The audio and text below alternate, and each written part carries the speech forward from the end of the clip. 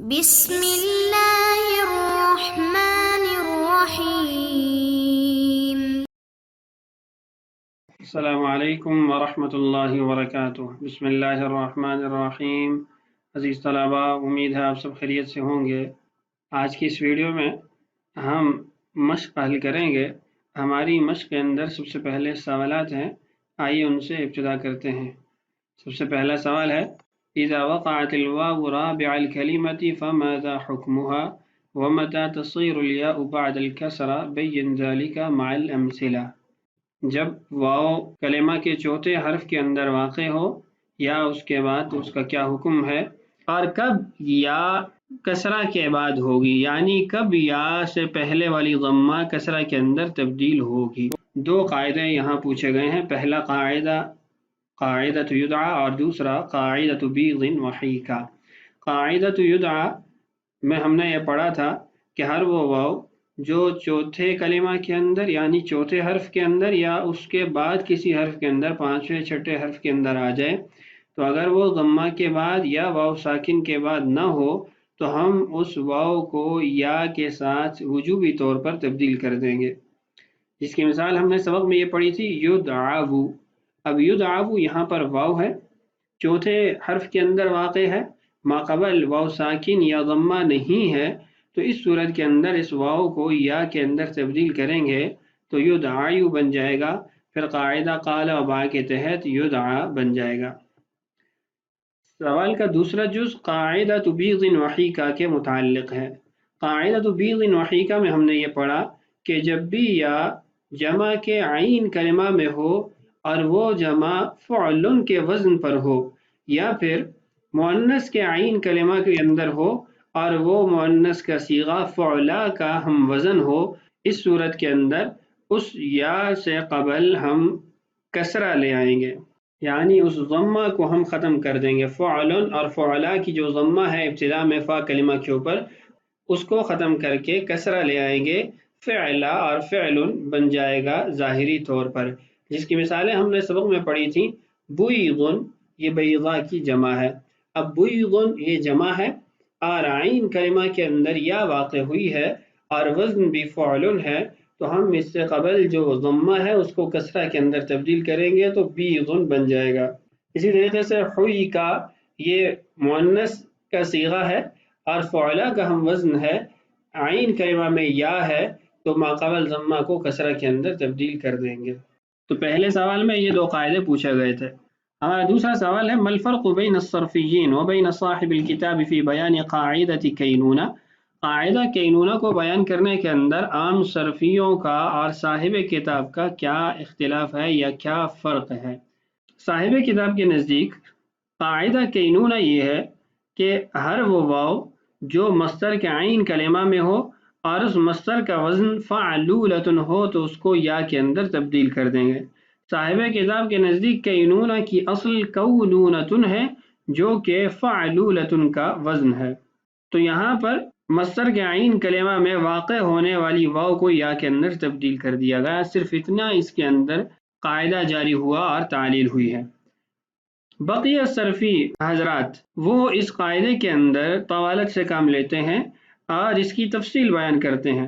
وہ کہتے ہیں کہ کینونہ اصل میں کئی ونونتن یعنی فیعلولتن کا وزن ہے، واو کو یا کے اندر قاعدہ سیدن کے تحت تبدیل کیا تو صیغہ کئی ینونتن بن گیا، پھر ایک یا کو حذف کیا تو کئی نونتن بن گیا۔ یہ قاعدہ کینونہ کی دو تعریفات یا دو تشریحات ہیں، جن میں سے ایک عام صرفیوں کی تعریف اور تشریح ہے اور دوسری صاحب کتاب کی۔ بین قاعدۃ جوار و دنیا و تقوی مع الامثلہ۔ قاعدہ جوار، دنیا اور تقوی، ان تینوں قواعد کو بیان کیجیے مثالوں کے ساتھ۔ ان قواعد کو سننے کے لیے اور سمجھنے کے لیے آپ پچھلا سبق سن لیجیے۔ آگے بڑھتے ہیں۔ التمارین طبق القواعد المذکورہ فی الآیات والامثلۃ التالیہ۔ مذکورہ قواعد کو آنے والی آیات اور جملوں کے اندر مثالوں کے اندر جاری کیجیے، ان کی تطبیق کیجیے۔ سب سے پہلے ہے امثلۃ القاعدۃ العشرین، قاعدہ نمبر 20 کی مثالیں۔ قاعدہ نمبر 20 قاعدۃ یدعا تھا۔ قاعدہ کو دہرا لیتے ہیں تاکہ ہمارے لیے ان مثالوں کو حل کرنا آسان ہو۔ قاعدۃ یدعا کے اندر ہم نے یہ پڑھا تھا ہر وہ واو جو کلمہ کے چوتھے حرف کے اندر یا اس کے بعد واقع ہو. اگر اس سے قبل ضمہ نہیں ہے اور واو ساکن نہیں ہے تو اس واو کو یا کے اندر ہم تبدیل کر دیں گے. آئیے اب مثالوں کے اندر غور کرتے ہیں.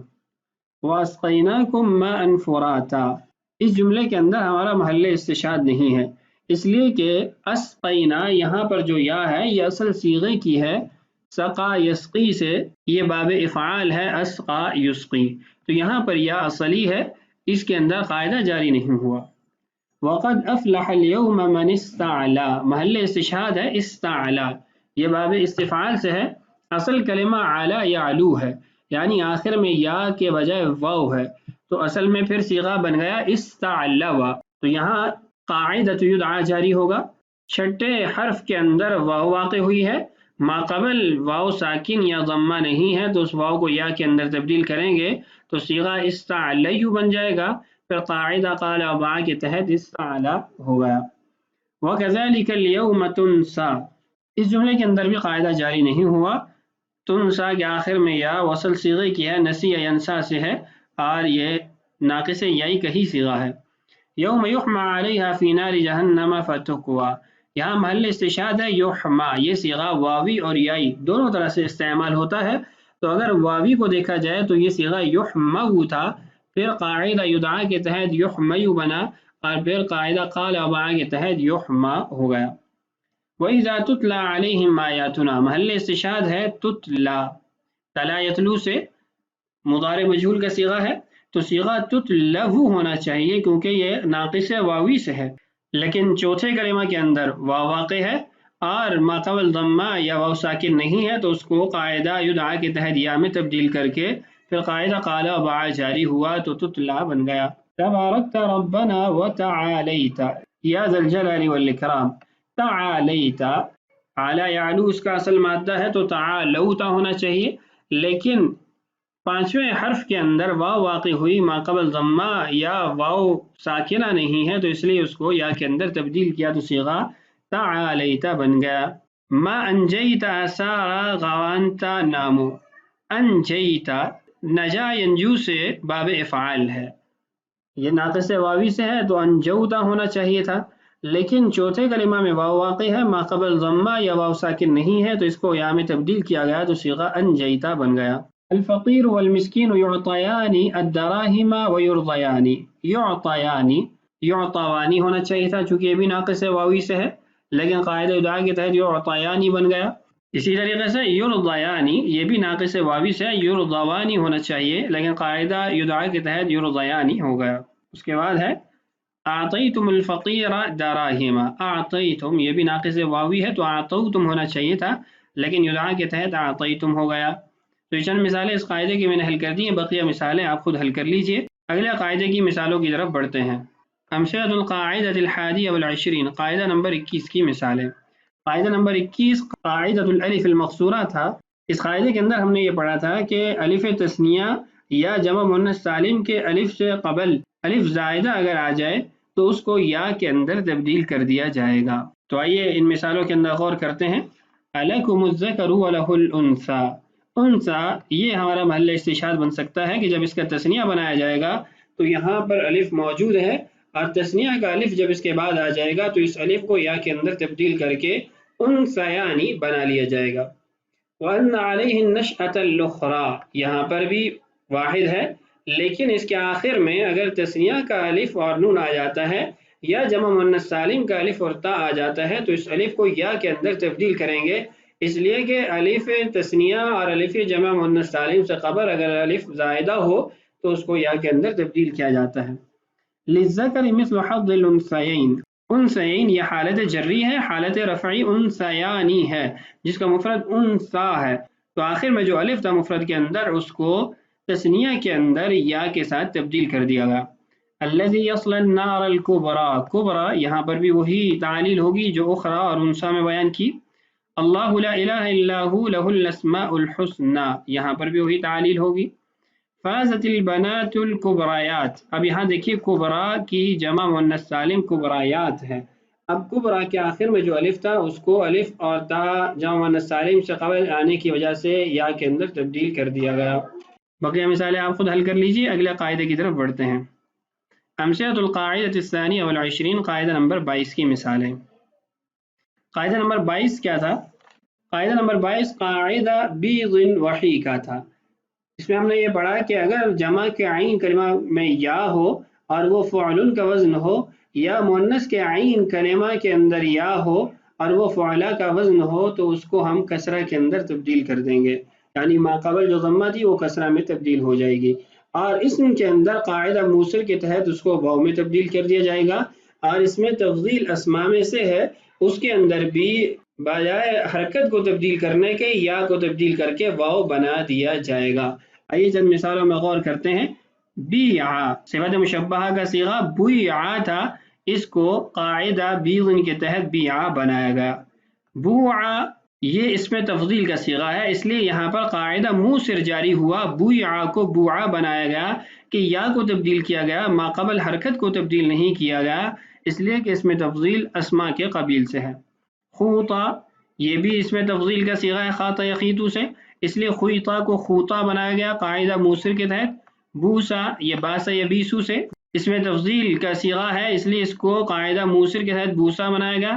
عوشا عاش یعیشو سے، عویشا کو عوشا بنایا گیا، یہ بھی اس میں تفضیل کا صیغہ۔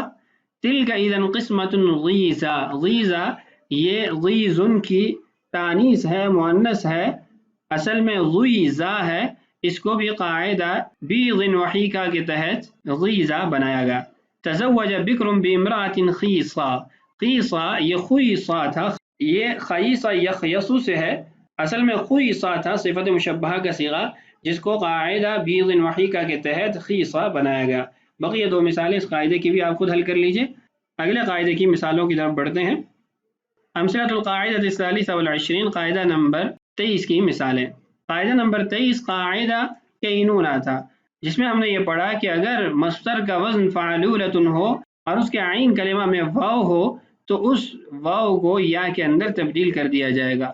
آئیے اس قاعدے کو مثالوں کے اندر دیکھتے ہیں۔ طیرورۃ یہ صیغہ اجوف یائی سے بھی ہے، اجوف واوی سے بھی ہے۔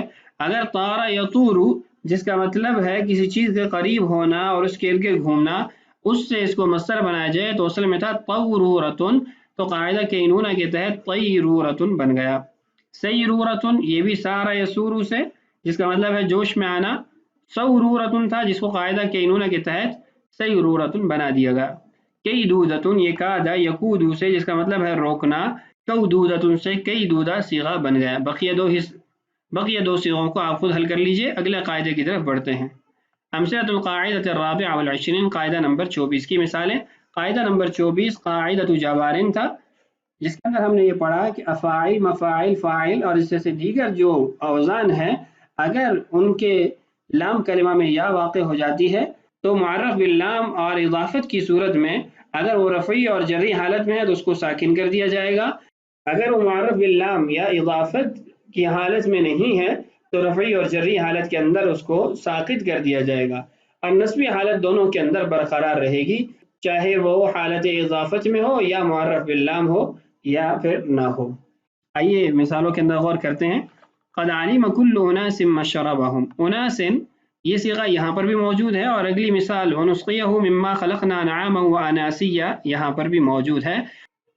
یہ دونوں صیغے ہماری اس بحث سے خارج ہیں۔ ان دونوں صیغوں کی اصل اور مفرد کے اندر علماء کا اچھا خاصا اختلاف ہے۔ اناسن بعض کے نزدیک اسی کو مخفف کر کے ناسن بنایا جاتا ہے، ابتدا سے حمزہ وصلی ساقط کی جاتی ہے، اور بعض کے نزدیک یہ اناسین ہے، نون کو حذف کر کے یا لائی گئی ہے اور پھر دو یا کا اس میں ادغام کیا گیا ہے۔ بہرحال یہ ہماری اس بحث سے خارج ہے۔ آگے جملوں کی طرف بڑھتے ہیں۔ لہم من جہنم مہاد ومن فوقہم غواش، غواش یہ ہمارا محل استشہاد ہے، اصل میں تھا غواشی، لیکن یہاں حالت رفعی ہے اور اضافت یا معرف باللام نہیں ہے تو یا ساقط ہو جائے گی، تو یہاں پر یا ساقط ہے۔ وجعل فیہا رواسیہ وانہارا، رواسیہ یہ یہاں ہمارا محل استشہاد ہے، حالت نصبی ہے، تو ہم نے کہا حالت نصبی میں معرف باللام اور اضافت سے کوئی فرق نہیں پڑتا، دونوں صورتوں میں نصب ظاہر ہوگی، تو یہاں نصب ظاہر ہے، چونکہ یہ ممنوع من الصرف سے ہے اس لیے اس کے اوپر تنوین نہیں ہے۔ انما انت منذر ولکل قوم ہاد، ہاد یہ اصل میں ہادیون تھا، حالت رفعی ہے اور معرف باللام یہ اضافت نہیں ہے تو آخر سے یا ساقط ہے۔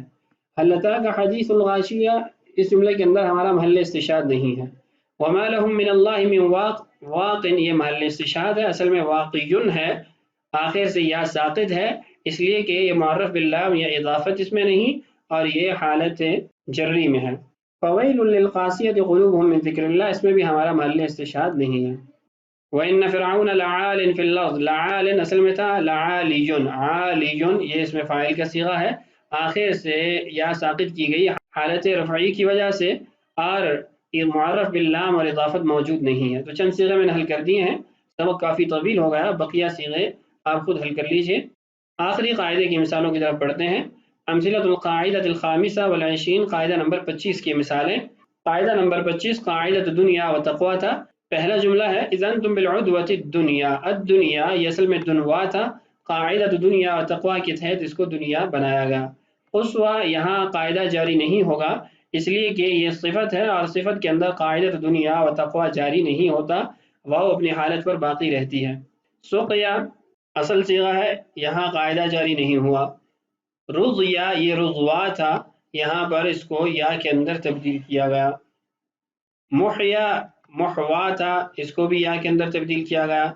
دعوا یہاں پر بھی قاعدہ جاری نہیں ہوا اس لیے کہ یہ واو اصل صیغے کی ہے، اصلی حروف میں شامل ہے. دعیا یہاں پر اصل میں تھا دعوا، واو کو یا کے اندر تبدیل کیا گیا قاعدۃ دنیا کے تحت. جسیا یہ بھی جسوا تھا، واو یا کے اندر تبدیل ہوئی قاعدہ دنیا کے تحت. تو چند مثالیں میں نے حل کر دی ہیں، بقیہ مثالیں آپ خود حل کر لیجئے. ہمارا یہ سبق بھی مکمل ہو گیا، اگلی ویڈیو میں انشاءاللہ نیا سبق شروع کریں گے. اللہ تعالیٰ سے دعا ہے اللہ تعالیٰ ہمارے لیے اسباق کی تکمیل آسان فرمائے. اللہ تعالیٰ ہم سب کا حامی و ناصر ہو. السلام علیکم ورحمۃ اللہ وبرکاتہ.